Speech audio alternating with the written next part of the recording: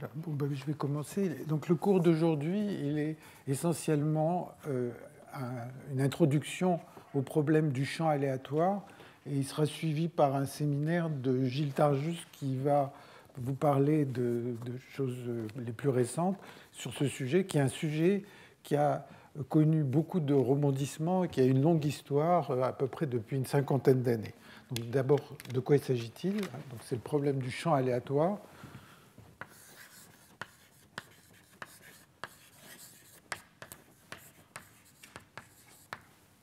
Et la façon de le formuler, c'est assez simple.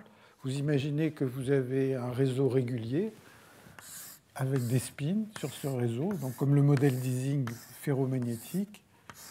Donc vous avez sur chaque site, je prends la version d'Ising, plus 1 ou moins 1, vous avez une énergie qui va être donnée par moins J somme sur I voisin de J de SI, SJ. Donc ça, c'est une interaction ferromagnétique, J positif. Donc si je veux minimiser l'énergie, eh bien je vais placer tous les spins dans le même état. Enfin, tous les spins seront parallèles, ça sera un minimum d'énergie. Éventuellement, il y a un champ extérieur, grand H. Et donc ça, c'est le modèle d'Ising standard ferromagnétique sur un réseau régulier. Et puis, le champ aléatoire, c'est de rajouter sur chaque site un champ qui a un caractère aléatoire, qui est donné par une certaine distribution ρ de H. Et essentiellement, on va considérer le cas où la valeur moyenne de H, bon, la moyenne sur le désordre de H, vaut 0. De toute façon, si ça ne valait pas 0, on peut toujours le rentrer dans le champ principal grand H.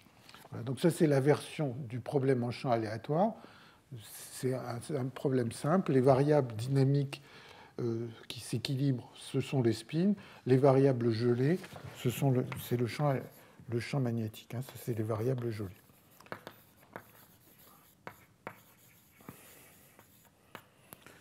Alors, ça, c'est la version Ising. On parlera un petit peu de la version Heisenberg. Donc, Heisenberg, c'est au lieu d'avoir des spins d'Ising, vous avez des spins qui ont un certain nombre de composantes. Alors, en fait, ça peut être des vecteurs, par exemple, à 3 dimensions, des petits aimants. Mais en général, les théoriciens, ils aiment bien avoir des spins à n composantes, SI1, SIn. Et l'hamiltonien, la seule différence, c'est que l'énergie est donnée par, maintenant, les interactions, c'est des produits scalaires entre les spins SI, SJ. Il y a un champ qui est dans le champ magnétique extérieur, qui est dans une certaine direction, et puis il peut y avoir ces champs aléatoires qui peuvent pointer dans toutes les directions possibles. Donc ça, c'est la version Heisenberg à n composantes, et quand n égale 1, ça redonne le modèle d'Ising. Quand il y a une seule composante, enfin ici on va prendre que la norme de chaque spin vaut 1, et donc quand vous avez une seule composante, elle vaut plus 1 ou moins 1, c'est le modèle d'Heisenberg. Donc tout ça, c'est les choses classiques, c'est les modèles très étudiés en physique statistique, et la différence quand on parle du champ aléatoire, c'est qu'on a en plus ce terme de champ aléatoire. Alors, donc, si H, enfin, ce qu'on sait, c'est que si tous les HI valent 0, bon, c'est le système pur, et on sait que ce système, avec des interactions ferromagnétiques, il s'ordonne, donc c'est des interactions ferromagnétiques.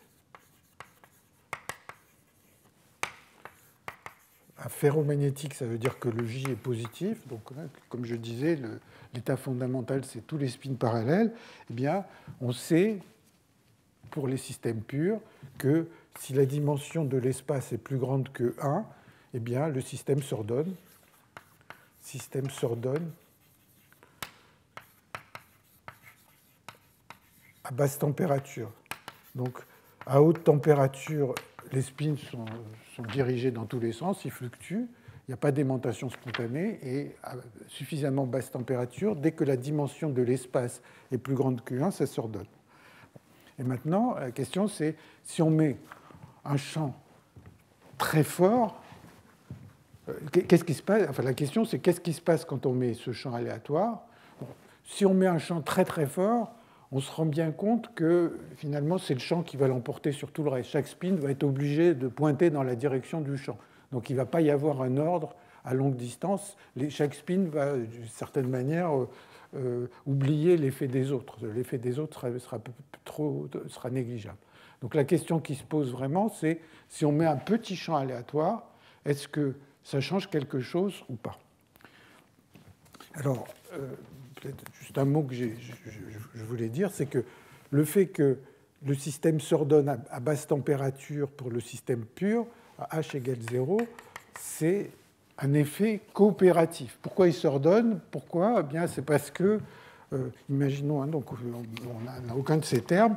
Pourquoi il s'ordonne? C'est parce que chacun a envie d'être en accord avec ses voisins.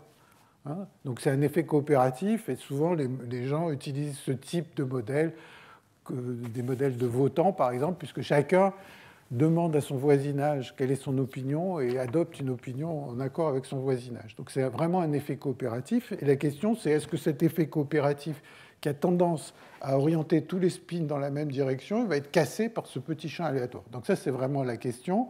Et je ne pense pas me tromper en disant qu'il y a eu des centaines d'articles depuis les années 70 pour essayer de comprendre ce problème. Et ce problème, il soulève un certain nombre de questions dont je vais essayer de parler aujourd'hui, au moins j'ai essayé de les aborder.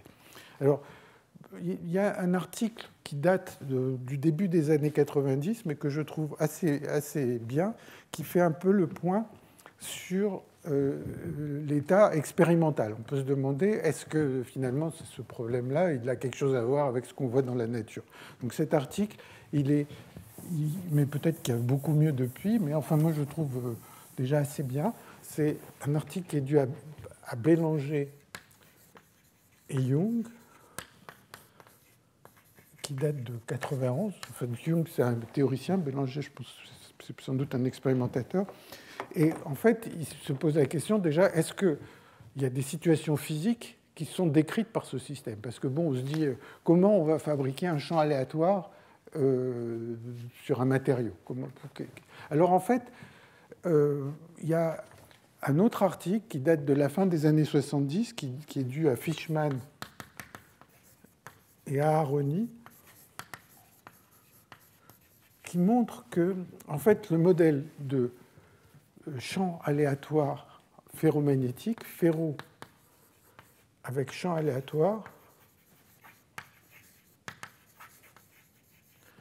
c'est équivalent, je ne veux pas essayer de le montrer ici, c'est juste des changements de variables un petit peu sophistiqués, un antiferromagnétique dilué dans un champ constant.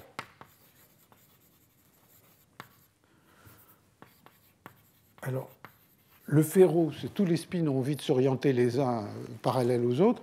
L'antiferro, ça serait que chaque spin a envie de s'orienter en opposition avec ses voisins. Donc en fait, on va se retrouver, s'il y a juste les interactions antiferro, on se retrouve avec un sous-réseau plus, moins, etc., puisque chacun veut être opposé à son voisinage. Donc ça, c'est un système antiferro. Et ce qu'ont montré Aharoni et Fishman, je crois que c'est en 79, c'est que un antiferro dilué, en faisant des changements de variables, encore une fois que je ne vais pas faire ici, c'est pareil que ces problèmes en champ aléatoire. Donc il y a vraiment des situations expérimentales dans lesquelles on peut observer ces champs aléatoires. Un autre type de système donc ça c'est un autre type de système qui correspond à ce champ aléatoire, c'est la chose suivante, c'est, vous savez que le modèle d'Ising, il peut représenter un fluide. On peut dire que quand le spin vaut plus 1, c'est un site occupé par une particule. Quand ça vaut moins 1, c'est un site vide. Donc c'est un modèle de fluide. Et le champ aléatoire peut représenter localement si le milieu a plutôt envie d'être en contact avec du fluide ou avec du liquide ou du gaz. Et donc, si on imagine des milieux poreux où les pores ont des tailles variables, eh bien, selon l'endroit du milieu poreux dans lequel on se trouve, eh bien, la phase gazeuse ou la phase liquide est privilégié. Et ça, c'est une façon de représenter ces systèmes. Alors, ce que disent Bélanger et Young, c'est que expérimentalement, ce que disent Bélanger et Young, c'est expérimentalement, en dimension d'espace 2, puisque expérimentalement, on n'a pas trop la possibilité d'aller ailleurs qu'en dimension 1, 2 ou 3. En dimension 2, eh bien, il n'y a pas de transition. Et ils disent qu'en dimension 3, expérimentalement, on voit une transition de ferromagnétique.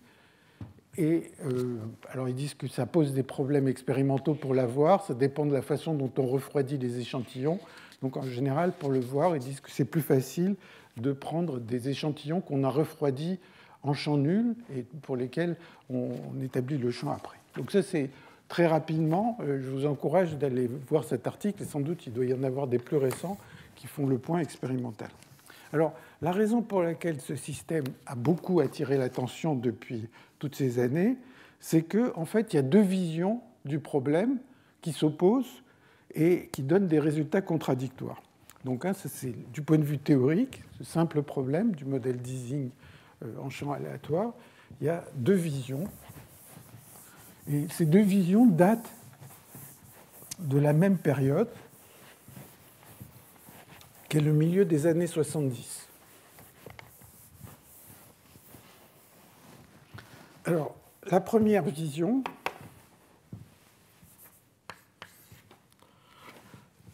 bien, elle dit qu'il y a une transition ferromagnétique en dimension 3, ferromagnétique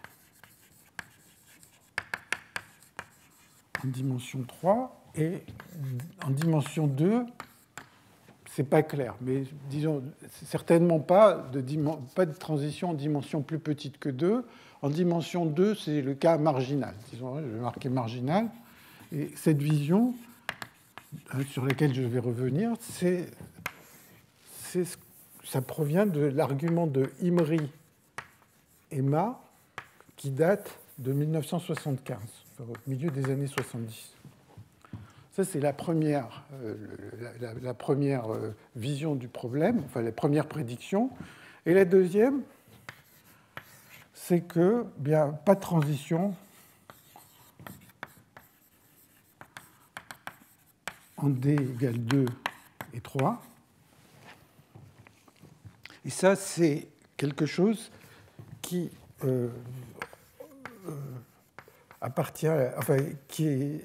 qui provient de l'idée de la réduction dimensionnelle, aussi dont je vais parler tout à l'heure.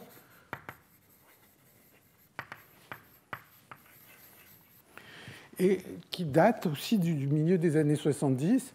Alors, en fait, un des premiers articles qui conduit à ça, c'est Aharoni, Imry, Ma, 1976. Il y a un article de Young en 1977, et puis il y a énormément d'articles sur ce sujet. Il y a un article de Parisi-sur-Lasse qui utilise des méthodes de supersymétrie en 1979. Donc il y a toute une série de travaux et qui reposent sur la réduction dimensionnelle. Alors qu'est-ce que veut dire cette réduction dimensionnelle? C'est une propriété qui dit que le système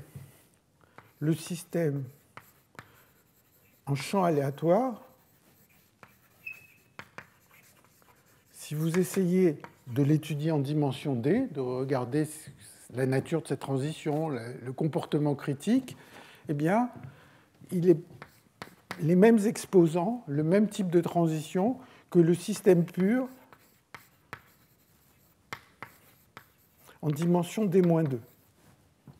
Donc c'est ça la réduction dimensionnelle. Le système avec les HI aléatoires, c'est pareil que s'il n'y avait aucun HI, que c'était en dimension D-2. Le pareil, voulant dire, c'est le même type de comportement critique. Et ça, c'est quelque chose qui est obtenu par des méthodes diagrammatiques.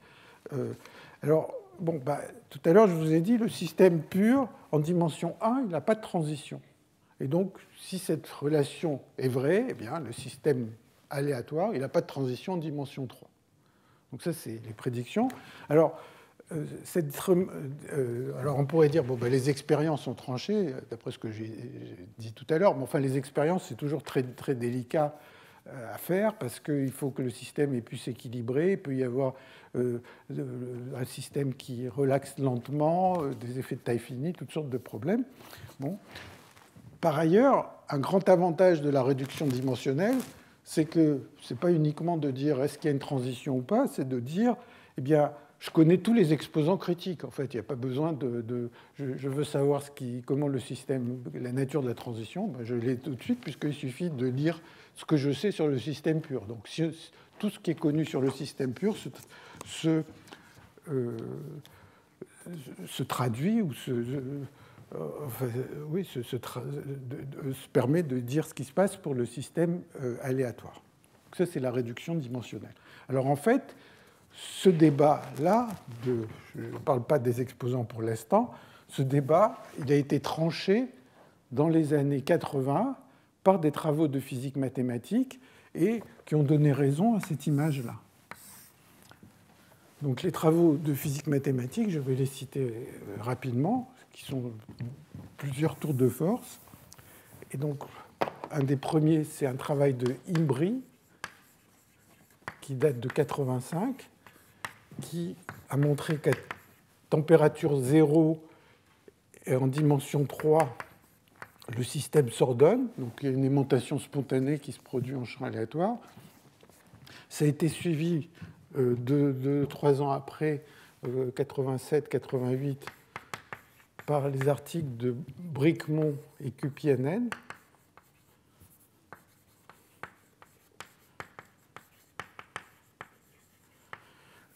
Et donc, qui ont montré que le système s'ordonne même si la température est positive, en dimension 3. Et puis, il y a ces articles de Eisenman et Ver,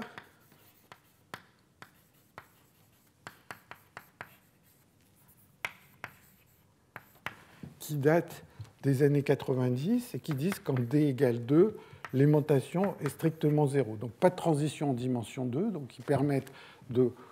Alors quand je dis pas de transition, en fait, je vais un peu trop vite.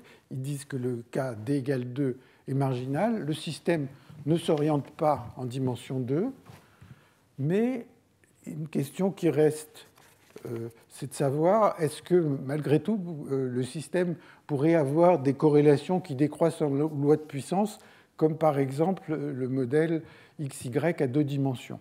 Et donc, il y a un article récent d'Eisenman encore, qui date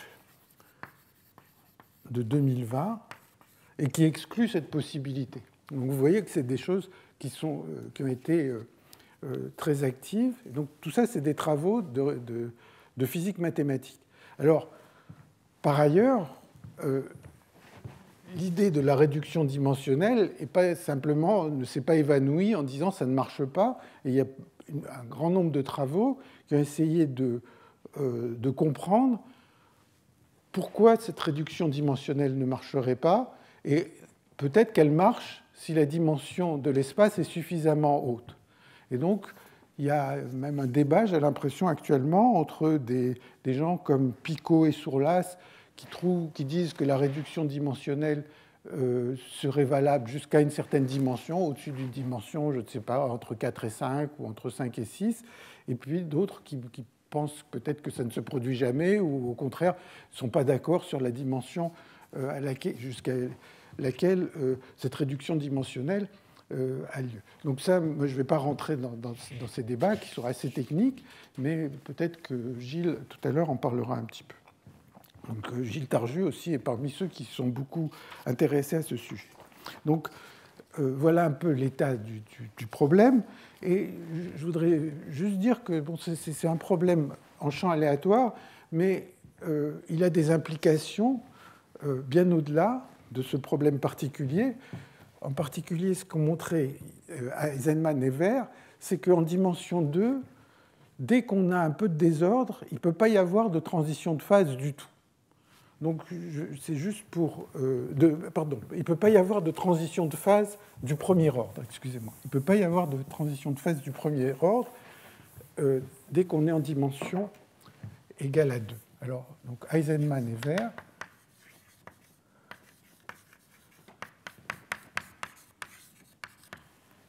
disent pas de transition du premier ordre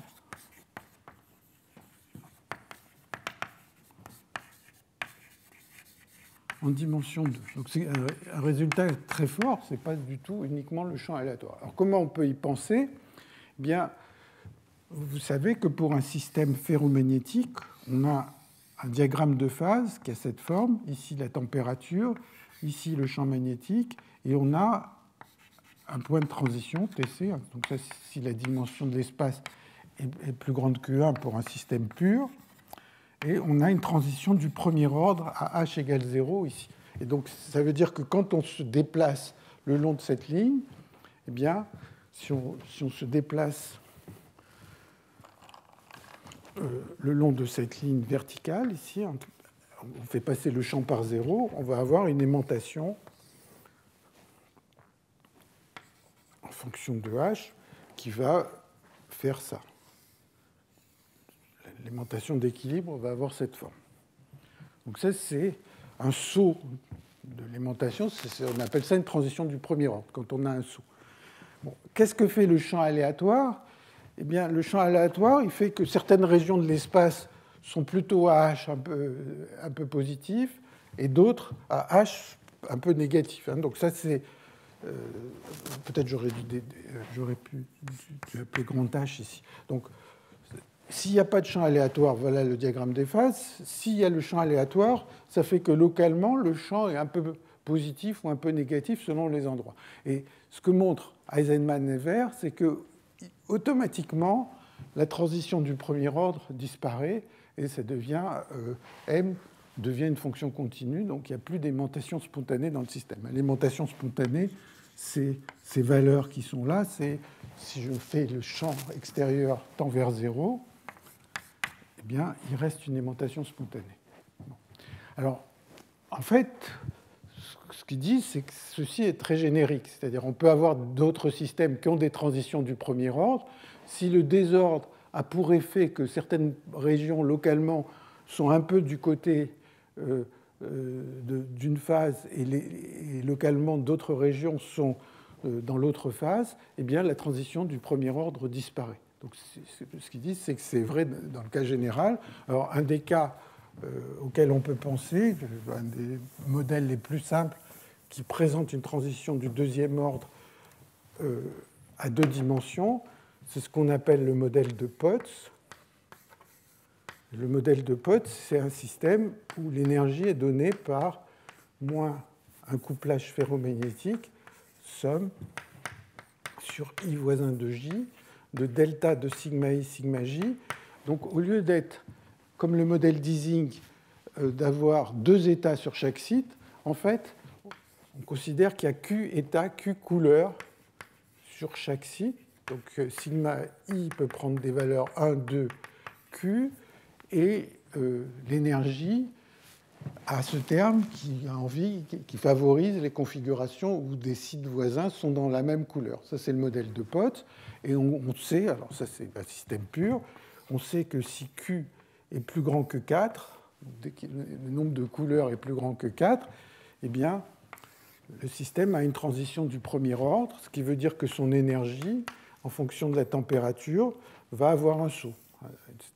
Quand il y a une transition du premier ordre, il va y avoir un saut à une certaine température critique. Donc ça, c'est ce qui se passe pour le modèle de Potts pur. Et maintenant, si on suppose que les interactions ont un caractère aléatoire, même très peu de fluctuations, eh bien, la prédiction de Eisenman et Ver, c'est qu'à 2 dimensions, il n'y a plus de transition du premier ordre. Bon.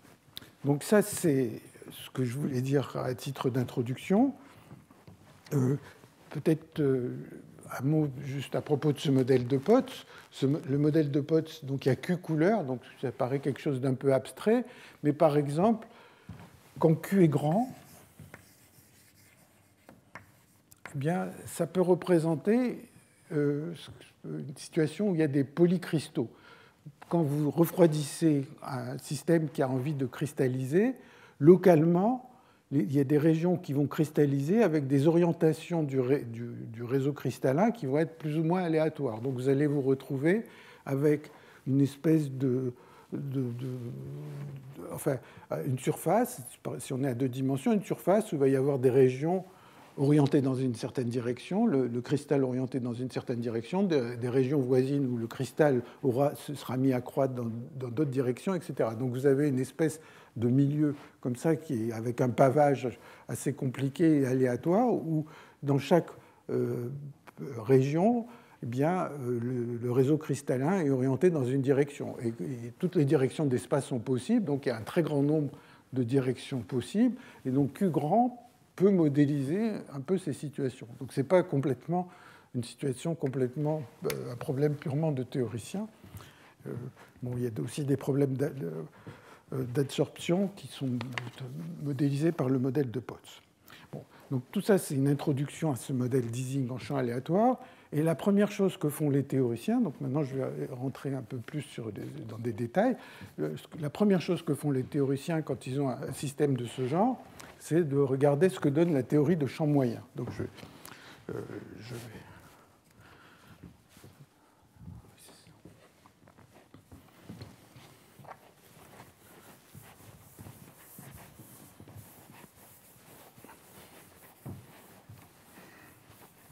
Donc, comme je vais introduire le champ moyen de la même façon que ce qu'on avait fait la dernière fois, dans une séance précédente, disons, c'est de dire, voilà, j'ai une énergie et je vais essayer de remplacer, de me concentrer sur le spin numéro I, et puis de remplacer tous les autres spins par un effet moyen. Et donc, je remplace cette énergie par une énergie qui est donnée par cette formule. Il n'y a plus qu'un seul signe, donc c'est J, Z, M, SI, moins HI, SI, moins H, SI. Donc, je n'ai retenu de cette énergie que la partie où apparaît le spin SI, et puis tous les autres spins, je les ai moyennés, j'ai disons une aimantation moyenne M éventuellement, et Z, M, c'est le nombre de voisins fois M. Donc ça, c'est un problème très facile, puisqu'il n'y a qu'un seul spin. Un seul spin d'Ising, il a 2 états, et donc la valeur moyenne thermique de ce spin, ça vaut tangente hyperbolique JZM plus HI plus H sur T. Tangente hyperbolique, ça provient des 2 états. Et donc, si je moyenne sur le désordre, sur tous les spins dans le système, chaque spin va avoir une aimantation qui dépend du champ local, mais si je moyenne sur tous les spins, je trouve que M égale, je moyenne sur le ρ de H, ça va me donner intégrale de ρ de H dH fois tangente hyperbolique de JZM plus petit h plus grand H sur T. Donc ça, c'est un calcul facile. Et donc j'ai une équation que doit vérifier l'aimantation s'il y a une aimantation dans ce système, s'il y a une aimantation petit m, elle doit vérifier cette équation. Ça, c'est l'équation de champ moyen.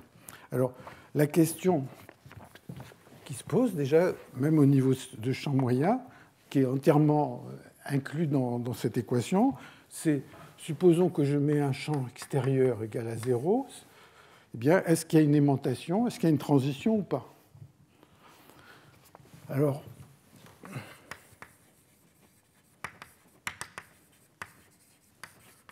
c'est-à-dire, ou alors une autre façon d'y penser, c'est de dire quand je varie grand H, est-ce qu'il y a un moment où l'aimantation va sauter, comme tout à l'heure, dans le système pur, ou est-ce qu'au contraire, l'aimantation va varier de manière continue?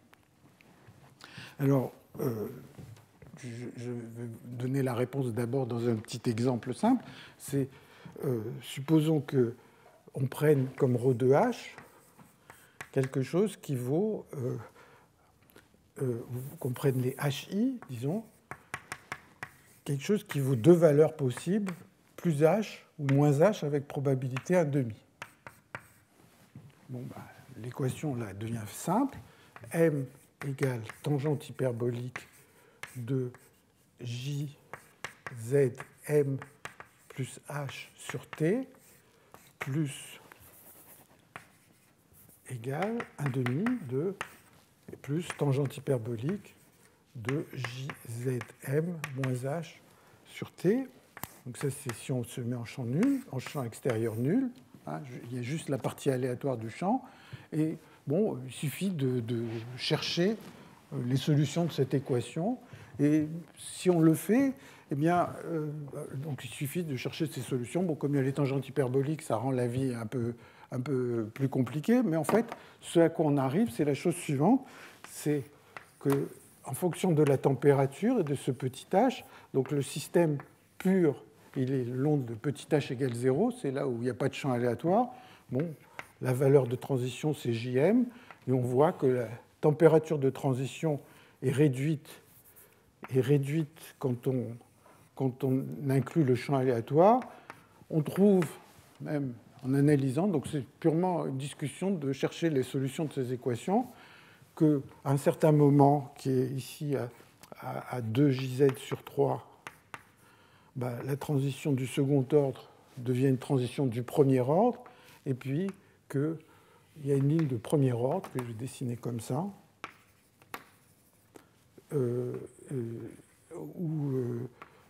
qui arrive aux valeurs JZ et moins JZ. Et donc si le champ est suffisamment fort, il n'y a plus de transition. Si je me place petit h, donc s'il y a un champ aléatoire très fort, petit h plus grand que JZ, bon, je ne vois pas de transition de phase. Si petit h est assez fort, mais malgré tout il y a une transition de phase, elle peut être une du premier ordre. Et puis si petit h est suffisamment petit, il y a une transition du second ordre. Bon, tout ça, c'est caché dans cette équation. Alors, un autre aspect qui a intéressé les gens, même au niveau de ce champ moyen, c'est de savoir, enfin, c'est assez relié en fait à cet effet ici, mais je vais le dire autrement, c'est savoir quand, imaginons qu'on parte d'une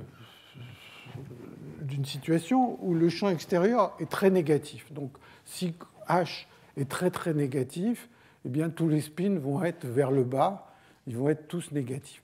Et maintenant, on augmente le champ petit à petit. Et donc, petit à petit, les régions vont se retourner. Si tout le monde avait le même champ HI, eh bien, tout le monde se retournerait en même temps. Il y aurait une espèce d'avalanche. À un moment, paf, tout le système se retourne d'un coup. Si le HI si les HI sont aléatoires, ce retournement va se faire de manière plus progressive. Et on peut se demander, est-ce qu'il va y avoir une avalanche, c'est-à-dire un moment où il y a un nombre macroscopique de spins qui vont se retourner tout d'un coup, bien est-ce que ça va se passer de manière plus lente?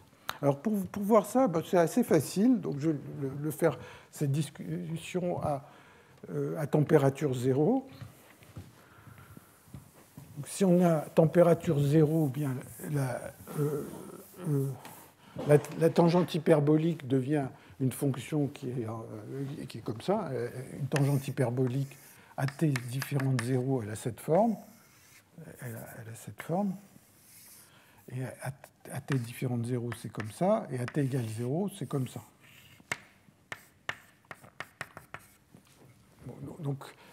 Bon, donc je vais écrire ce qui se passe quand on est à température 0. Et l'équation de champ moyen qui est écrite ici, elle a cette forme. M égale moins 1 plus 2 intégrale de moins JM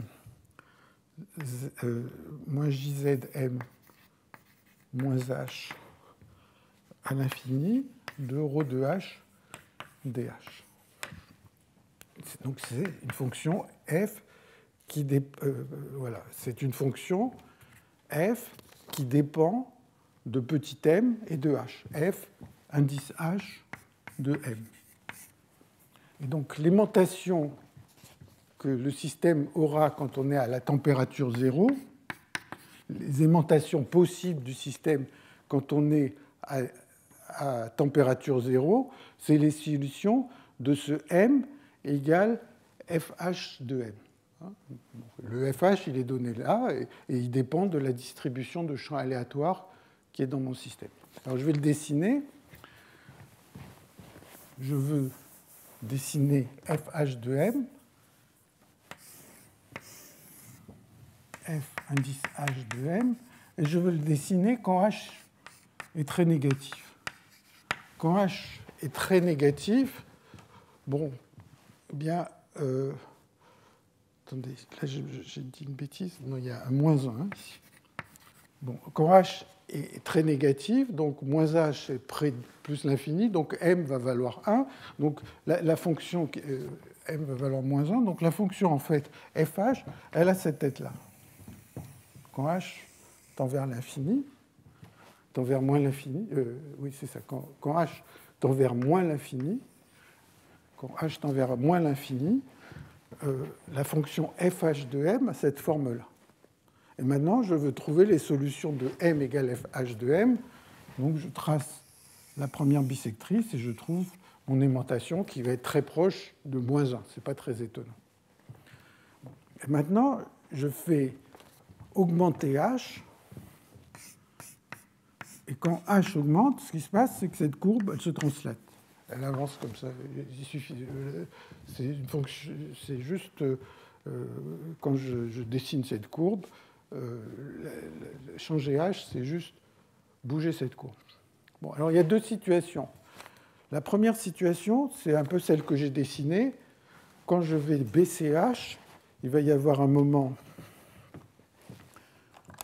où ma courbe va avoir cette tête-là. Donc je vais toujours avoir une aimantation qui est proche. Quand je varie le H, il y a une aimantation qui est proche de moins 1. Et puis la courbe se déplace. Et il y a un moment critique qui va arriver quand je suis comme ça.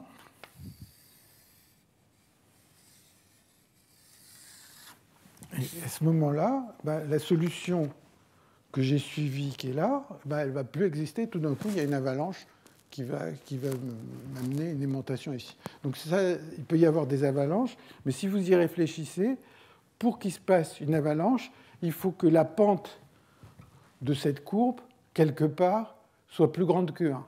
Si la pente de la courbe est toujours plus petite que 1, il n'y aura jamais d'avalanche. Donc, selon la distribution des champs, vous allez avoir une avalanche avec la disparition de cette solution à un certain moment et l'apparition d'une solution là. Bon, donc ça, c'est un modèle de champ moyen qui n'est pas très sophistiqué, mais les gens considèrent qu'il peut y avoir ces avalanches. Alors, ils se sont intéressés au même problème en dimension finie, qui est plus compliqué, bien sûr, et ils disent que c'est un modèle de bruit de Barkhausen. Si vous prenez un système magnétique et que vous le faites rentrer dans une région où il y a un champ magnétique fort, ce qui se passe, c'est que les domaines se retournent les uns après les autres. Il peut y avoir des situations où il y a une avalanche, où tout d'un coup, il y a tout le système ou une fraction macroscopique du système qui se retourne, ou bien, autrement, c'est une situation où des petits domaines se retournent les uns après les autres. Et ça correspond aux deux situations possibles de cette courbe. Si la pente de la courbe ici, quelque part, est plus grande que 1, il va y avoir une avalanche. Si la pente est toujours plus petite que 1, il n'y aura jamais d'avalanche. Et donc, pour avoir une pente plus petite que 1, il faut que le ρ de h soit petit.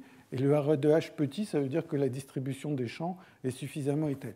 Donc tout ça, c'est des aspects de champ moyen. Et je ne vais plus en parler par la suite. Alors maintenant, ce que je vais essayer de faire, c'est de vous présenter donc, cet argument célèbre de Imrima et à propos de ce problème en champ aléatoire.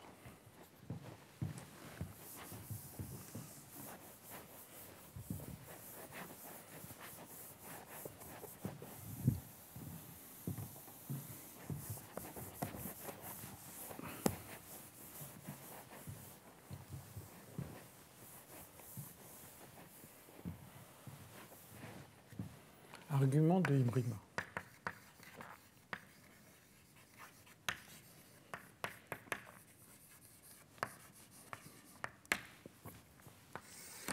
qui date donc des années 70.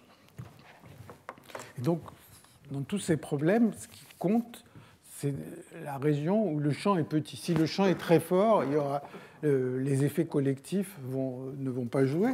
Donc, il considère ce modèle d'Ising que j'écrivais tout à l'heure, moins J, somme I voisin de J, SI, SJ, moins, oublions le champ extérieur, HI, SI. Il y a un champ aléatoire et le champ est petit. HI est petit.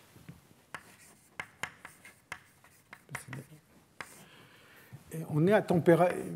Il se place, donc c'est un argument qui est essentiellement de température zéro, c'est-à-dire la question, c'est de savoir quelle est l'énergie minimum des configurations de spin quand l'énergie est donnée par cette expression, quel est le choix des SI qui va minimiser cette énergie. Bon.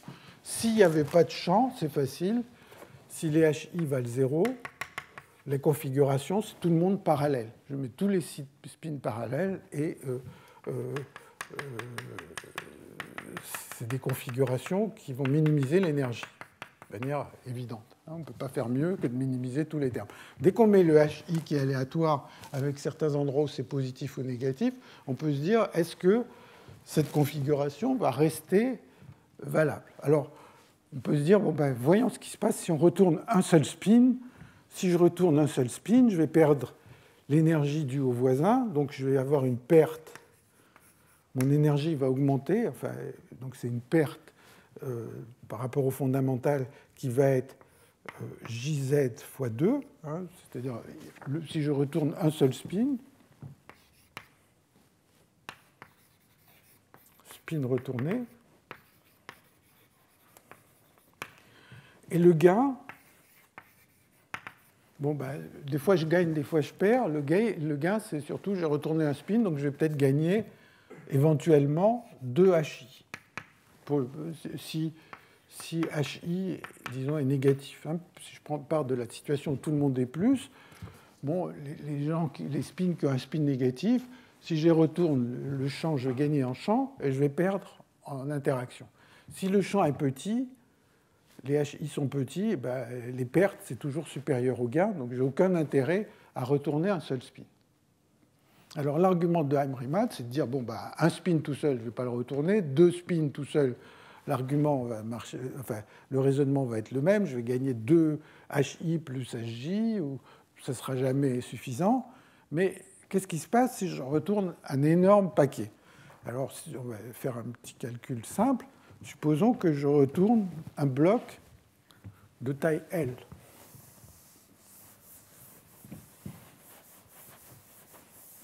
Donc j'imagine que je prends une région, là je la dessine en dimension D, cubique en fait. Bon. Voilà. Et je me dis maintenant, est-ce que je vais gagner de l'énergie si je retourne toute cette région? Je pars de tout le monde plus, l'énergie était optimale quand il n'y avait pas de champ aléatoire, qu'est-ce que je perds et qu'est-ce que je gagne? Alors, la perte, bien, ça va être une énergie qui est due à la surface, c'est que tous les spins que j'ai retournés, bon, à l'intérieur, ils sont tous parallèles à leurs voisins, ça ne pose pas de problème, mais ceux qui sont à la frontière, ils sont plus parallèles avec certains de leurs voisins. Et donc, la perte, bon, si on fait le calcul, c'est 2 JD L D-1, où L est la taille de ce bloc que j'ai retourné. Et le gain, c'est la somme des champs qui sont à l'intérieur de ce bloc. Si la somme est positive, si la somme est négative. Si la somme est positive, je n'ai pas intérêt à retourner quoi que ce soit, mais si la somme est négative, eh bien, je vais avoir un gain. Donc si la somme des HI avec I dans le bloc est négatif, eh bien, je vais gagner le gain. Le gain, ça sera 2 fois somme des HI. Et si les champs sont aléatoires et non corrélés, eh bien cette somme, son ordre de grandeur, c'est le volume à la puissance, c'est LD puissance 1,5. Hein, j'ajoute des variables aléatoires indépendantes dont la moyenne est nulle.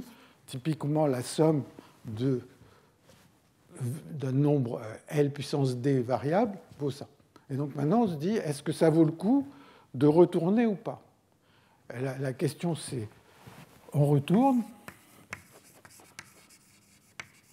si le gain est plus grand que les pertes, c'est-à-dire, bon, ici, il y aurait des coefficients, il y aurait, par exemple, la racine de la variance du champ, quelque chose comme ça, hein, peut-être des facteurs, je ne sais pas, mais on va retourner si L puissance D sur 2 est plus grand que L puissance D moins 1. On va retourner des grands blocs. Les petits blocs, on a vu que de toute façon, ça ne vaut pas le coup. Donc, on va retourner les grands blocs, et donc ça va se produire à condition que la dimension, donc la réponse, c'est si la dimension est strictement inférieure à 2, on va retourner ces blocs, ça va être favorable, on va gagner plus que ce qu'on perd. Voilà. C'est ça l'argument de Imrima. Bon. Dans le cas D égale 2, eh bien, pour D égale 2, on ne peut pas conclure est-ce que ça vaut le coup de retourner ou pas. Et ça, c'est le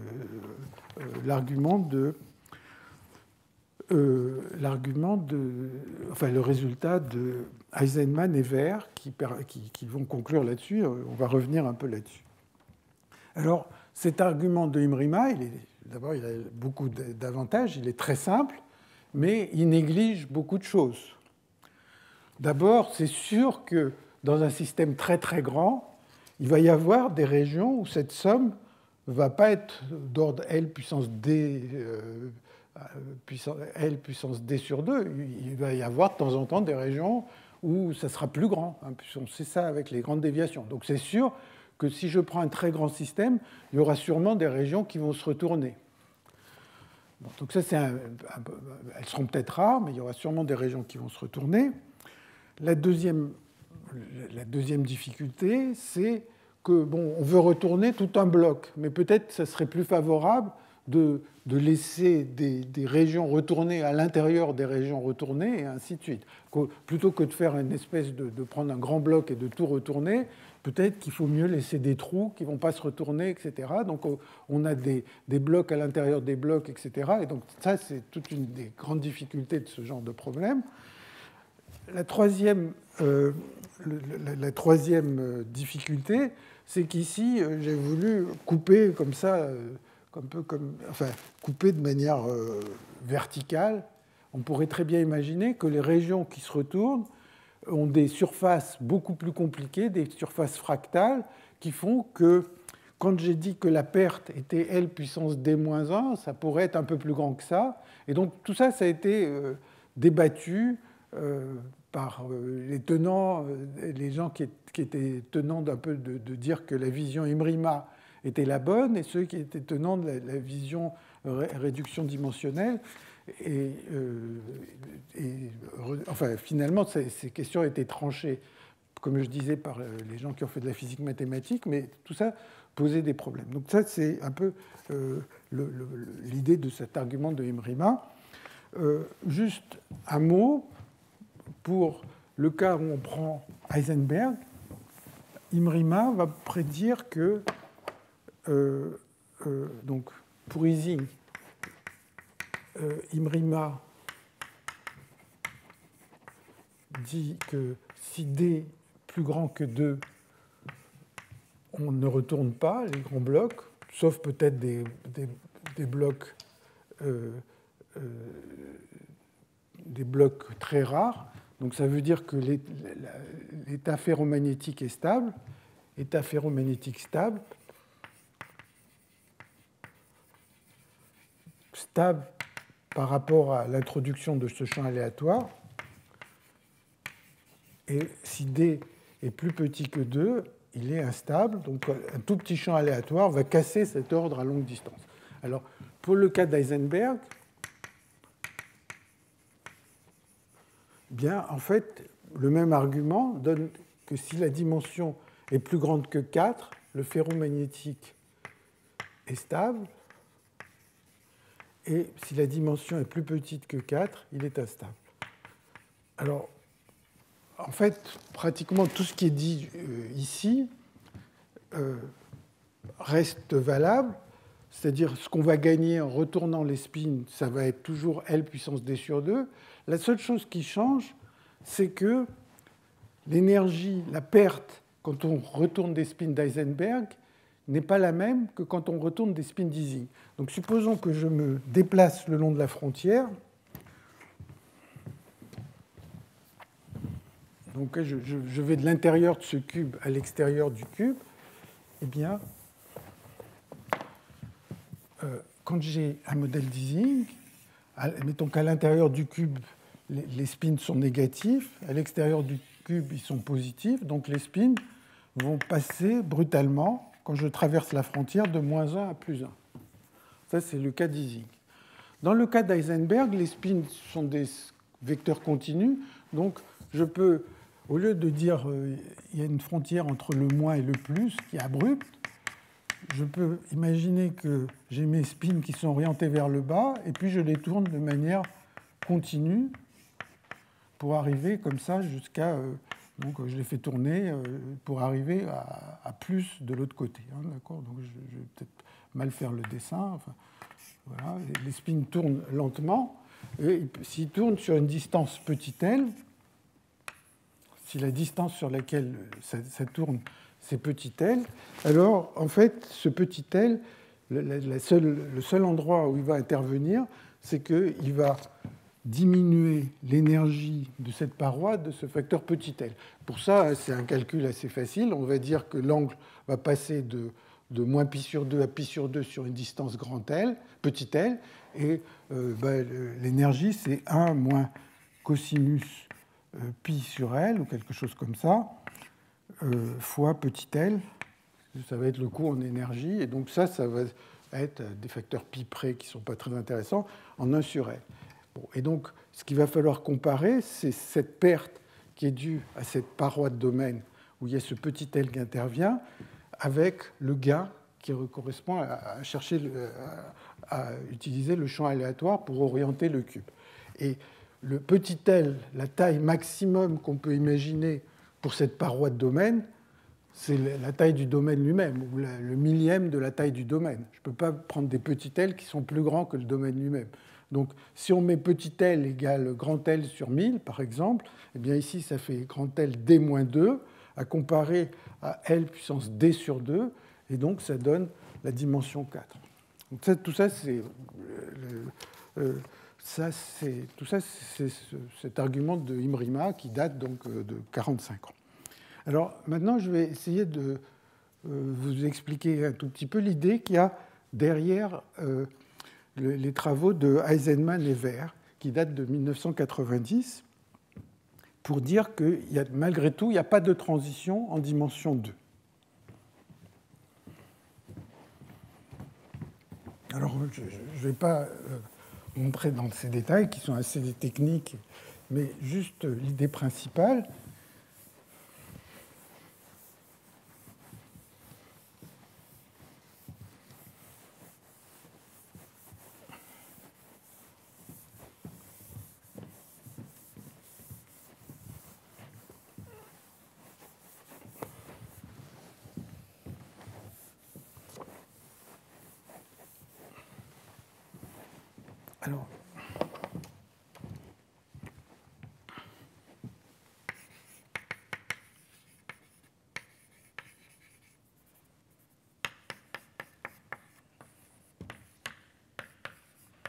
Alors, ils utilisent une façon de décider s'il y a une aimantation ou pas dans un système qui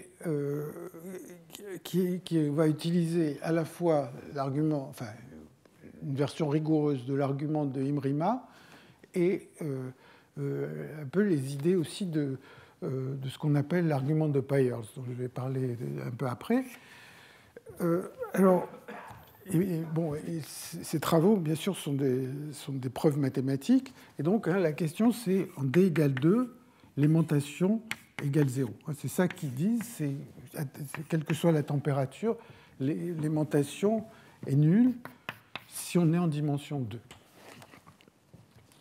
Bon, donc, on a l'énergie dont je parlais tout à l'heure, E égale moins J, somme de I voisin de J de SI, moins somme sur I de HI, SI, et on imagine que les HI sont aléatoires, indépendants, et ils sont petits. Parce que de toute façon, si c'est grand, il n'y a aucune difficulté, le système ne s'ordonne pas. Alors, il considère le même échantillon, un échantillon, c'est-à-dire une réalisation de ces HI, et il le considère dans deux situations possibles. Donc, on prend un système fini, et ils disent, considérons cet échantillon si, au bord de l'échantillon, tous les spins qui sont au bord, je les force à être plus.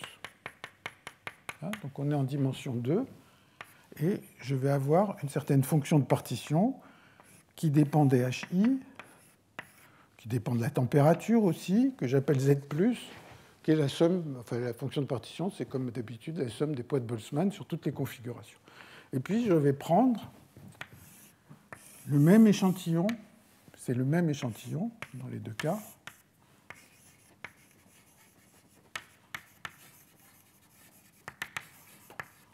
en mettant les spins, tous les spins à moins, au bord. Voilà. Je vais comparer ces deux choses. Alors, s'il n'y avait pas de champ aléatoire, Z plus et Z moins seraient égaux. Parce qu'il n'y a pas de champ extérieur, hein, juste par symétrie. Donc, ces deux quantités seraient égales s'il n'y a pas de champ aléatoire. Bon. S'il y a un champ aléatoire, il y a une inégalité qui est vraie, que ce soit qu'il y ait le champ aléatoire ou pas. Il y a une inégalité qui est, si vous voulez, triviale. C'est que le log de Z plus sur Z moins, ou le log de Z plus moins log de Z moins, est plus petit que 4JL. Alors, comment ça se voit? Prenez une configuration de spin ici et prenez la même configuration de spin là. Hein. Donc, il y a les champs aléatoires qui sont sur place, mais la présence des champs aléatoires, pour cette inégalité triviale, elle ne joue aucun rôle. Prenons une configuration C et la même configuration de spin ici et là. Hein, c'est le même échantillon aussi. Bon, eh bien, je vais avoir l'énergie plus de la configuration, l'énergie plus, c'est-à-dire l'énergie de cette configuration dans le cas à gauche, eh bien, elle va être encadrée par l'énergie dans le cas à droite, plus 4JL, et puis plus... enfin, quand je mets 4, c'est peut-être 8. C'est-à-dire, c'est tous les liens qui sont le long de ce carré. Donc, il y a 4L liens, et chaque lien est passé de moins J éventuellement à plus J. Enfin, là, certains ont changé de signe, mais si j'ajoute les valeurs absolues de toutes les contributions de tous ces liens, j'ai plus 8JL, et là, j'ai E moins 2C moins 8JL. Bon. Et donc, si vous prenez et puissance moins ceci, vous exponenciez, etc., vous trouvez que cette différence vaut 8J, est certainement inférieure. Hein, vous mettez puissance moins bêta fois cette inégalité, vous sommez sur toutes les configurations, et vous trouvez que cette différence est plus petite, et certainement plus petite que 8JL sur T. Certainement. Elle ne peut pas dépasser ça. Donc ça, c'est la partie facile. La partie plus difficile, mais intuitivement, elle paraît raisonnable, c'est que supposons que le système est une aimantation. Donc s'il y a une aimantation spontanée, alors, une aimantation spontanée, comment on sait s'il y a une aimantation spontanée dans un système? une façon de faire, c'est de prendre ce genre de conditions au bord et puis de faire L de plus en plus grand et de voir si, à l'intérieur, il va rester une aimantation spontanée positive pour cette condition au bord. Et pour des raisons semblables, si vous mettez un bord avec des spins tous négatifs au bord, vous augmentez la taille du système. S'il y a une aimantation spontanée, à l'intérieur, il va rester une aimantation par spin négative dans ce cas-là. Donc, quand je vais passer du cas à droite au cas de gauche au cas de droite, d'une certaine manière, s'il y a une aimantation spontanée, les spins qui participent à cette aimantation spontanée, ils vont avoir une contribution à l'énergie qui va venir d'ici. Et donc, vous pouvez estimer, donc toute la difficulté de ce qu'ils font, c'est de faire cette estimation, de dire que s'il y a une aimantation spontanée, eh bien, quand je vais retourner, eh bien, il va y avoir, donc s'il y a une aimantation spontanée, elle est positive ici, elle est négative là, il va y avoir une contribution du champ qui va être de l'ordre de la contribution du champ de l'ordre de somme des HI, somme des HI. C'est quelque chose qui est... donc ça sera la différence entre log de Z+. Donc c'est une estimation, mais bon, ils arrivent à mettre des inégalités précises. Donc s'il y a une aimantation spontanée, eh bien, la différence entre les deux énergies libres va provenir de... Ici, il y aura une aimantation plus M, parce que cette condition au bord a sélectionné la phase plus M. Ici, il y aura la phase moins M. Et donc, quand je vais retourner, il va y avoir une contribution due au champ qui est M fois la contribution du champ. Donc tout ça, ils mettent des epsilon et il y a des coefficients qu'il faut contrôler. Mais essentiellement, ils disent que la différence d'énergie libre, s'il y a une aimantation spontanée, va être de l'ordre de cette somme. Et là, ils disent, ah, ben, ce n'est pas possible. Pourquoi?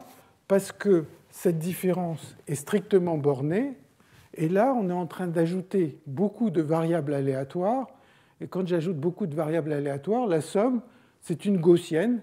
Et donc, je vais toujours avoir une probabilité que cette gaussienne, le nombre de termes dans cette somme, ça va être L carré. Donc, la distribution de cette différence, elle va être de la forme exponentielle moins, je ne sais pas, appelons ça delta, moins delta carré sur, en bas, il y aura peut-être H2, il y aura L carré, etc. Et donc, il y aura toujours une certaine probabilité non nulle que cette différence soit plus grande que cette valeur-là. Une probabilité non nulle, même quand la taille du système devient très grande. Et donc, ce qu'ils disent, c'est que c'est contradictoire, puisque la différence est bornée, ça c'est très facile, et si on imagine qu'il y avait une aimantation spontanée, la différence aurait une distribution gaussienne avec des queues qui dépasseraient cette valeur. Et donc ça, c'est le cœur de cet argument de Eisenman et Vert de 90. Donc voilà. Bon, alors maintenant, je vais essayer d'en dire un petit peu plus sur cette idée de comment on sélectionne, comment cette condition au bord permet de sélectionner une phase.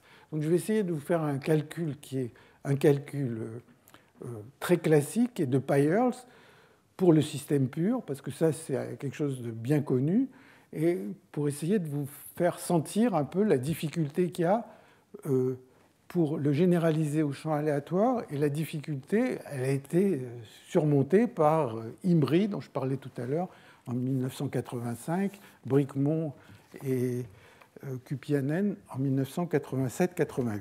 Donc je vais parler de l'argument de Peierls, qui est quelque chose de bien établi et connu, et on va voir où est la difficulté quand on passe au champ aléatoire.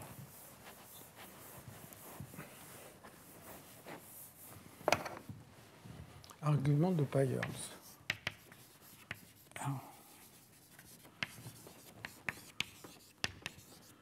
C'est un argument, mais en fait, sa version rigoureuse, qui est due à Griffith. Je vais essayer de vous montrer directement la version rigoureuse, qui est pas si compliquée que ça à expliquer. Donc, l'idée, c'est la chose suivante. Donc, pour l'instant, on regarde un système pur. E égale moins J, somme de I voisin de J de SI-SJ, modèle leasing. On a mis un champ égal à 0. Et la question, c'est la chose suivante. On imagine on a notre système dans une région de taille L. On imagine que tous les spins du bord sont plus, par exemple.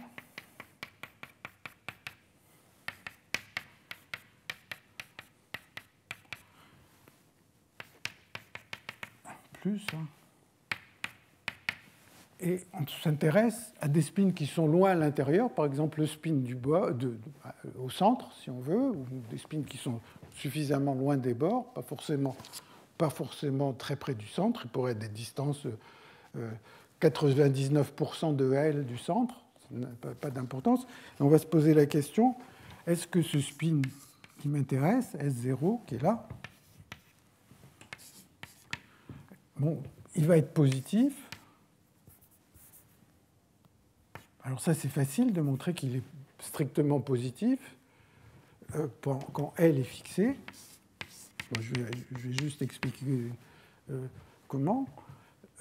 Et c'est aussi facile de montrer que cette quantité diminue quand elle augmente.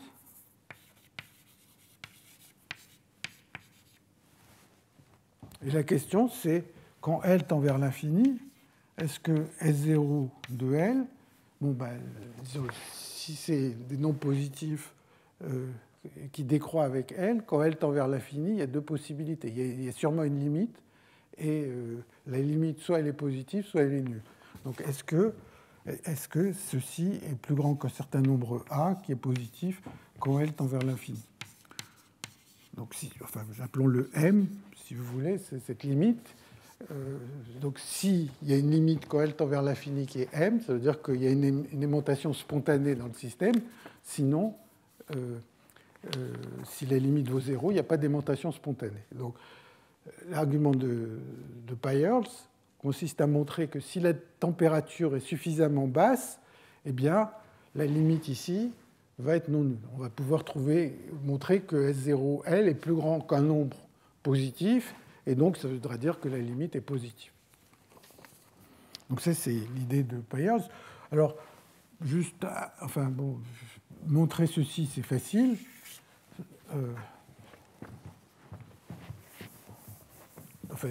Les deux choses sont assez faciles. Je vais en montrer qu'une, mais les deux s'appellent des inégalités de Griffith. Montrer que les SI est positif, eh bien, si vous prenez, si vous essayez d'écrire ce que vaut SI, ça vaut sur tous les spins qui valent plus 1 ou moins 1. Il faut sommer sur tous les spins qui valent plus 1 ou moins 1 de SI et puissance moins bêta, puisque les couplages sont positifs, ça fera plus bêta J, somme de I voisin de J, SI et J. Et puis divisé par la fonction de partition. Alors, la fonction de partition, elle est positive, ça ne pose pas de problème. Et là, la chose, c'est juste vous développez l'exponentielle. Et quand vous développez l'exponentielle, vous allez avoir des polynômes en SI, SJ, SK, SL, etc. Quand vous allez sommer sur tous les S1, Sn, ces polynômes, soit ils donnent 0, s'il y a un seul SI qui apparaît de manière solitaire, ou bien ces nombres sont tous positifs si tous les S apparaissent avec des puissances paires. Donc le résultat, c'est toujours positif. Et par un argument assez semblable, on peut montrer que le SL diminue quand L augmente. Bon. Et donc ça, c'est vraiment un critère pour savoir est-ce qu'il y a une aimantation spontanée dans le système, c'est de ne pas mettre de champ extérieur du tout et de regarder l'aimantation d'un spin au centre et de voir est-ce que quand la taille du système devient grande, est-ce que la valeur moyenne du spin décroît et tend vers une valeur reste positive, donc est bornée, et sinon, est-ce qu'elle se tend vers 0 ? Bon, alors, l'idée que je vais très rapidement vous montrer, c'est la chose suivante. Si je veux calculer la valeur moyenne du spin S0, donc ça, c'est un calcul classique qui est beaucoup plus facile hein, que tous les calculs de Imry, bien sûr, et de Bricmont et Kupianen.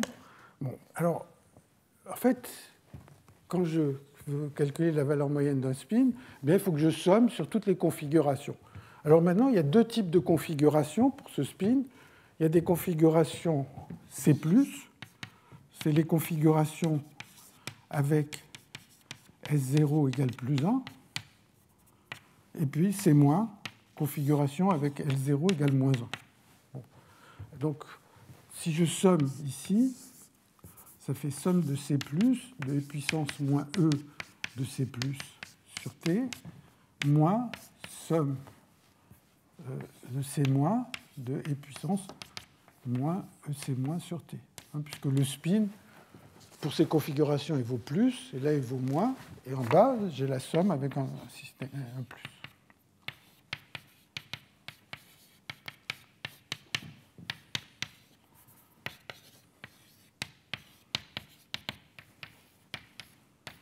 Donc ça, c'est, pour l'instant, je n'ai rien dit de particulier. Et maintenant, on se place dans cette géométrie. Et l'idée de Peierls, c'est de penser en termes de frontières. Supposons que j'ai une configuration C-. Alors, je vais dessiner une configuration C-, ici.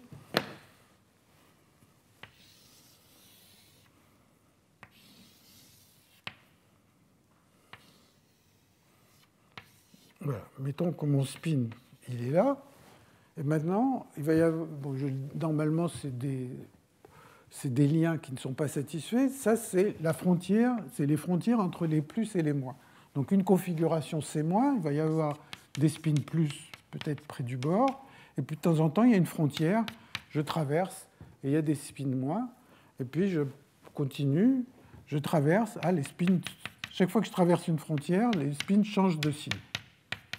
Et donc là, c'est une configuration où le spin du centre est dans une région moins. Bon, donc c'est une configuration du type C-.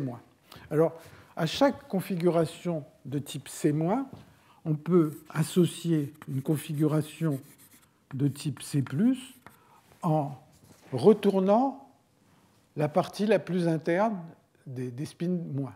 Il y a cette région où il y a le spin central. Dans C-, il est négatif, donc c'est une région où les spins sont négatifs. Je retourne cette région, ça va me donner une configuration C+. Donc à chaque C-,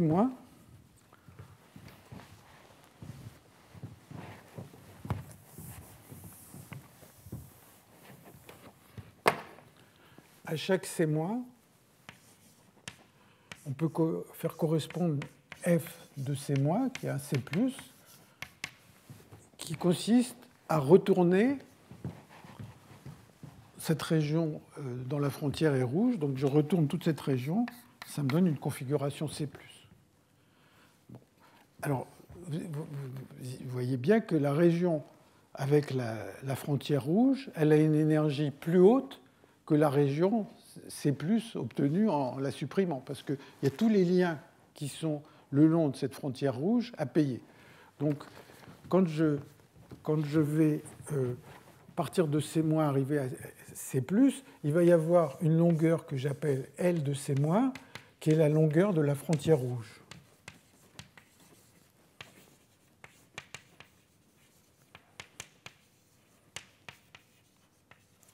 Et l'énergie de C-, c'est égal à l'énergie de C+, plus 2 fois J fois la longueur de cette frontière rouge. Puisque chaque lien contribue à moins J, il contribue à moins J dans C+, puisque les spins sont parallèles au bord de cette frontière rouge dans C+, et ils sont antiparallèles dans C-. Bon. Et donc, on se retrouve avec que ce S moyen, il vaut la chose suivante, je l'écris un peu plus bas, somme sur C+, de E puissance moins E de C+, sur T, facteur de 1 moins somme des C- compatible avec ce C+, enfin, somme des C- tels que F de C- égale C+, de E puissance moins 2J L de C+, de C-, sur T, divisé par 1 moins 1 plus, il y a la même chose ici, 1 somme sur C+, et puissance moins E de C+, sur T, facteur de 1 plus somme sur C-, la même chose que là, de E puissance moins 2J L de C- sur T. Donc les C- compatibles avec le C+. Donc pour chaque C+, il y a un certain nombre de configurations C- qui vont se transformer dans ce C+, quand je vais retourner l'intérieur de la région rouge. Et donc, voilà, pour l'instant, je n'ai fait aucune approximation sur la valeur de S0. Donc, maintenant, j'ai une somme sur tous les C+, et puis, pour chaque C+, il y a un certain nombre de C- qui vont se transformer dans ce C+, en retournant la région la plus interne. On peut faire exactement le même raisonnement en retournant la région la plus externe aussi. C'est la même chose. Bon. Alors maintenant, ce qui se passe, c'est que vous voyez que quand on est à basse température, eh bien, ces termes-là sont très petits, mais c'est vrai que quand la taille du système devient grand, il y a beaucoup de configurations C-, mais ces termes sont très petits. Alors, tout l'art est de compter combien de configurations C- il peut y avoir. Alors, bon, si on prend tous les chemins rouges fermés qui entourent l'origine, on aura une borne supérieure sur ce terme-là. Et calculer la somme sur tous les chemins rouges qui entourent l'origine, on peut à nouveau prendre des bornes. Donc il suffit de compter combien il y a de chemins de taille petit l qui entourent l'origine. Alors le nombre de ces chemins, je vais l'appeler oméga L, oméga petit l, il est certainement plus petit que, alors allons-y à la louche, ça va être 4 puissance L, L puissance carré ou quelque chose comme ça. Le nombre de chemins rouges, c'est plus petit que le nombre de marches aléatoires sur ce réseau. Le nombre de marches, c'est 4 puissance L. Donc c'est sûrement plus petit que ça. Et donc cette somme, la somme des C-, elle est certainement plus petite que la somme des oméga L et puissance moins 2L sur 2LJ sur T. Et donc là, j'ai une somme que je peux estimer. Et comme le chemin rouge le plus petit, il a une taille 4, c'est la plus petite frontière que je peux fabriquer, elle a une taille 4, là, j'ai une somme que je peux calculer et qui est suffisamment petite qui va être plus petite qu'un certain nombre A, si ça me fait plaisir, si la température est assez basse. Donc si la température est assez basse, ces sommes-là sont très petites. Et donc, si j'ai une borne sur ces sommes, une borne supérieure sur ces sommes, ça va être 1 moins A sur 1 plus A. Parce que bon, si je mets une borne indépendante de la configuration, je vais pouvoir simplifier dans ce rapport. Bon, ça, c'est l'argument de Peierls qui montre donc que si on est à suffisamment basse température, le système va s'ordonner à 2 dimensions. Et il y a la même chose en dimension supérieure, sauf que les frontières vont être... Bon, tout ça va être dans un espace à 3 dimensions, par exemple, mais l'argument fonctionne. Alors, quelle est la difficulté quand on met de champs aléatoires dans ce problème? La grande difficulté, c'est que... Enfin, on peut reprendre toute cette histoire, tout ça reste vrai, mais maintenant, la différence d'énergie entre C+ et C-, ça ne va pas être juste la frontière, ça va être aussi, il va y avoir plus la somme des HI dans la région rouge. de tous les HI à l'intérieur de la région rouge, avec un facteur 2. On est passé de la région rouge. Alors, on se dit que si les HI sont très petits, ce nombre-là, surtout si on est en dimension plus grande, ce nombre-là, par exemple en dimension 3, si je prends des grandes surfaces, elles vont augmenter comme la taille puissance L carré, disons, ça va être les frontières dont on a parlé. Ça va augmenter en L puissance 3,5. Donc on se dit que finalement, ce terme-là va gagner. Mais ça, ce que je raconte là, c'est juste l'argument de Imrima dont on a parlé tout à l'heure. C'est rien de plus que ça. Mais ce qui se passe, c'est qu'on peut se dire, est-ce que quand il va y avoir le champ aléatoire, est-ce qu'il ne va pas y avoir des trous à l'intérieur de cette région à retourner, etc. Et donc, c'est là qu'est la difficulté principale de ce problème. Il faut sommer sur tous ces chemins, il faut prendre en compte le champ aléatoire dans cette énergie. Et donc ça, c'est quelque chose qui est beaucoup plus compliqué. Je vous ai parlé de cet argument de Peierls parce qu'il est assez simple et qu'il est quand même au cœur de ces raisonnements. Mais manifestement, je n'ai pas vraiment touché à la vraie difficulté qui est de regarder le champ aléatoire. Bon. Donc ça, c'est ce que les gens ont fait, de prendre en compte ces contours. Alors il y a des idées de renormalisation dans certains cas qui ont été mises en œuvre, mais ce n'est pas des travaux faciles. Alors, pour terminer, je vais, dans les 10 minutes qui restent, je vais parler brièvement de la question de la réduction dimensionnelle et donner un argument qui permet de le comprendre. Et cet argument, il ressemble beaucoup au critère de Harris qu'on avait vu lors de la deuxième séance. Alors,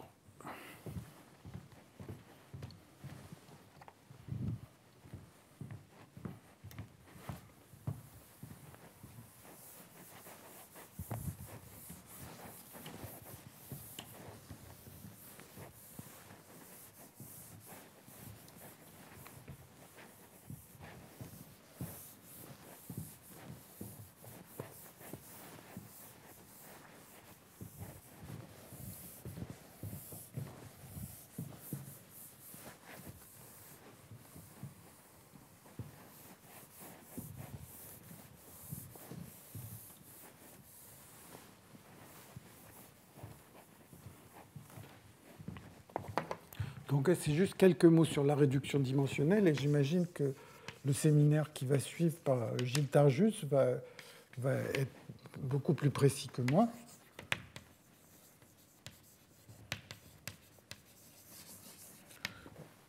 Donc, si vous prenez un modèle comme le modèle d'Ising pur, donc sans champ aléatoire, bon, ce que l'on sait, c'est que quand vous variez la dimension, il y a deux dimensions importantes. Il y a la dimension 4, qu'on appelle la dimension critique supérieure, et la dimension 1, qui est la dimension critique inférieure des L, l'eau et AP. Voilà. Et ce qui se passe, c'est que quand on... Donc ça, c'est la dimension d'espace. Vous savez que les théoriciens, ils jouent beaucoup avec la dimension d'espace. Les mathématiciens aussi d'ailleurs. Et donc, quand on est en dimension plus petit ou égal à 1, il n'y a pas de transition. Quand on est dans cette région-là, il y a une transition avec des exposants qui dépendent de la dimension. Les exposants dépendent de la dimension. Et puis, au-delà de la dimension 4, c'est le champ moyen. Les exposants ne dépendent pas de la dimension. Donc ça, c'est ce qu'on sait par beaucoup de méthodes. En particulier, c'est le groupe de renormalisation qui permet d'avoir cette image. Et le groupe de renormalisation a été utilisé de 1000 façons pour ce problème pur. Et en particulier, il y a des théories perturbatives des champs qui permettent de savoir ce que valent les exposants quand on est proche de la dimension d-4. Donc c'est ce qu'on appelle les développements en epsilon, qui permettent d'avoir une façon perturbative des exposants. Bon, et les exposants, ici, tous les exposants sont connus. Par exemple, si vous prenez l'aimantation l'aimantation quand on change la température. Bon, ben, l'exposant bêta, il vaut 1,5 en dimension 4. Il n'est pas absolument connu, mais enfin, il vaut à peu près un tiers, bon, 0,3, 0,32 en dimension 3. Il est connu exactement en dimension 2. Et puis en dimension 1, il n'y a pas de transition. Donc ça, c'est ce qui est bien connu. Pour le modèle d'Heisenberg, la dimension critique inférieure est égale à 2. Bon, je ne vais pas en parler maintenant. Bon. Alors maintenant, qu'est-ce que dit la réduction dimensionnelle? Ben, la réduction dimensionnelle, elle dit que, en fait, toute cette image, quand on met le champ aléatoire, elle se translate de 2 dimensions. Donc, réduction dimensionnelle dit que le DU, il vaudrait 3, donc il n'y aurait pas de transition jusqu'en dimension 3, et le DL vaudrait 3, et le DU vaudrait 6. Et puis les exposants ici varieraient, donc ici ça serait le champ moyen, et les exposants varieraient, et un exposant en dimension D pour le champ aléatoire est égal à l'exposant du système pur en dimension D-2. Donc ça, c'est la réduction dimensionnelle qui le dit. Et cette réduction dimensionnelle, elle repose essentiellement sur une approche, enfin au moins au départ, la façon dont elle a été trouvée, c'est une approche perturbative. Les gens, pour les systèmes purs, savaient faire un développement en D-4, en epsilon. Donc ils avaient une technique. Ils ont ces techniques de théorie des champs pour obtenir perturbativement les exposants dans cette région. Et en utilisant la même technique pour le champ aléatoire, ils ont vu que la diagrammatique, toute la façon de faire cette théorie de perturbation était la même. Et donc, ils ont conclu et ils ont montré que ça a tous les ordres. Alors, par différentes techniques, ils y sont arrivés, plus ou moins élégantes. Et donc, ils ont conclu que puisque les exposants sont les mêmes quand on part de la dimension critique supérieure, eh bien, ça devrait être vrai tout le temps, et donc ça devrait être vrai jusqu'à la dimension critique inférieure, et c'est ça qui leur permettait de prédire que la DL était 3, alors que les preuves maintenant affirment le contraire. Alors, ce que je vais essayer de vous montrer rapidement, qui est quelque chose de facile, c'est de montrer déjà pourquoi ça se passe en dimension 6 et pas en dimension 4. Pourquoi, tout d'un coup, la théorie de champ moyen cesse d'être vraie en dimension 6 par rapport à la dimension 4. Alors, pour le voir, c'est un argument du genre Harris. Alors, vous vous souvenez, l'argument de Harris,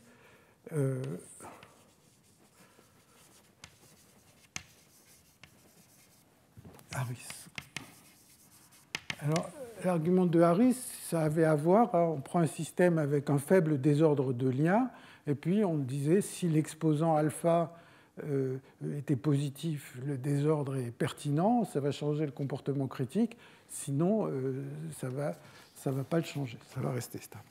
Alors, imaginons que on prenne le système pur, et comme je l'ai déjà dit plusieurs fois aujourd'hui, le diagramme de phase du système pur, il est de cette forme. On a une transition du premier ordre ici, et quand on se promène le long de la ligne en champ nul, on a une transition du deuxième ordre. Donc quand on se promène comme ça ou comme ça, on a une transition du deuxième ordre, quand on est juste au point TC, et puis par contre, si on est là, c'est du premier ordre. Alors, ce que je voudrais dire, c'est que c'est un système pur, on connaît ses exposants, etc. Et donc, ce qui va se passer, c'est que quand on va se déplacer, donc j'ai envie de me déplacer dans cette direction-là, dans la direction rouge. Et quand je me déplace le long de la direction rouge, c'est une transition du deuxième ordre, et la longueur de corrélation à TC et en H, elle va diverger avec un exposant, je ne sais pas le nom précis qu'il a, mais je l'appelle nu tilde. Quand on se déplace comme ça, il y a une longueur de corrélation qui s'appelle T-TC puissance moins nu. Donc je l'appelle nu tilde parce que ce n'est pas exactement le même exposant. Et en fait, le nu tilde, il est relié à nu par deux autres exposants, l'exposant de bêta et delta, bon, peu importe. Enfin, il y a un exposant qui est universel que j'appelle nu tilde. Et ce nu tilde, on peut calculer ce qu'il vaut. En champ moyen, on connaît tous les exposants. Et nu tilde, il vaut 1/3 en champ moyen. Donc tout ça, c'est pour un système pur. Il vaut 0,37 en dimension 3. C'est le cas où on ne connaît pas les chiffres précisément exactement. Il vaut 8/15 en dimension 2. Donc je me rapproche de h égale 0, j'ai une longueur qui diverge.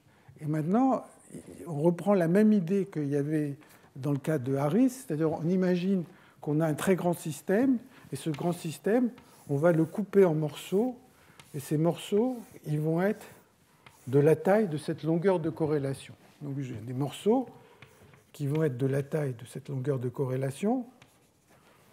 Et maintenant, je coupe ça en morceaux et je me dis, dans chacun des morceaux, quel va être le champ dans chacun des morceaux maintenant quand je mets le champ aléatoire. Donc le champ effectif, le HI moyenné empirique dans une région de ce genre, c'est-à-dire qui est la somme des HI, I appartient au bloc divisé par somme de 1, I appartient au bloc. Hein, c'est la moyenne du champ aléatoire dans cette région. Bon, ça va être de l'ordre de cette somme-là. Ça va être, enfin, la somme qui est là, elle va être d'ordre du racine du volume du bloc. Et quand je divise par le volume du bloc, ça va être de l'ordre de la longueur de corrélation puissance d sur 2, moins d sur 2. Cette somme, hein, fois h carré puissance 1,5. Hein, donc le champ aléatoire moyenné sur un bloc, il va essentiellement être 1 sur racine le volume du bloc. Hein, c'est ça qui est écrit. Alors maintenant, je me déplace le long de cette ligne rouge du système pur. Je suis un certain h et je me pose la question, les blocs, ils ont un champ moyen chaque bloc qui va fluctuer de bloc à bloc. Et il y a deux scénarios. Il y a le scénario où, quand je suis à un certain h, donc je suis ici, c'est h égale 0, je suis à un certain h ici, et maintenant je regarde le champ moyen dans chacun des blocs, et tous les champs moyens des blocs ils sont tous tout près de h égale 0 par rapport à la valeur de h où je me trouve. Bon, ça, c'est le cas non pertinent. Et le cas opposé, c'est le cas où, quand h se rapproche, les champs moyens de chacun des blocs seraient beaucoup plus écartés, beaucoup plus éloignés, et donc ça serait le cas pertinent. Donc si on veut que ça soit non pertinent, il faut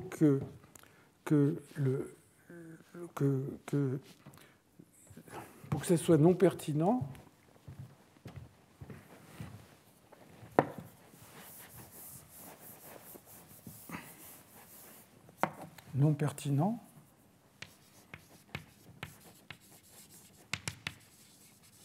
il faut que la longueur de h que je regarde, donc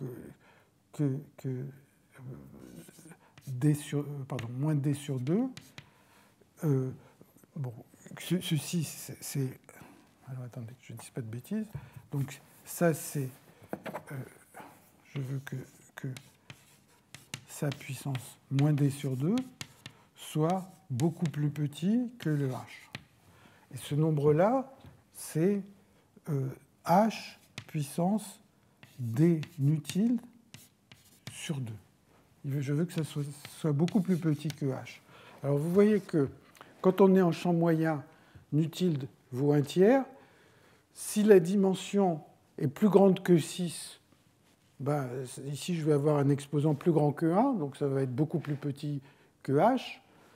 Et si la dimension est plus petite que 6, le nombre ici qui sera plus petit que 1, hein, puisque tout ça, c'est dans la région champ moyen. Le champ moyen des nutiles valait 1/3 pour la dimension 4. Ça, c'est les exposants du système pur. Donc, si d nutile sur 2 est plus petit que H, est plus petit que 1, ça veut dire que le désordre est non pertinent.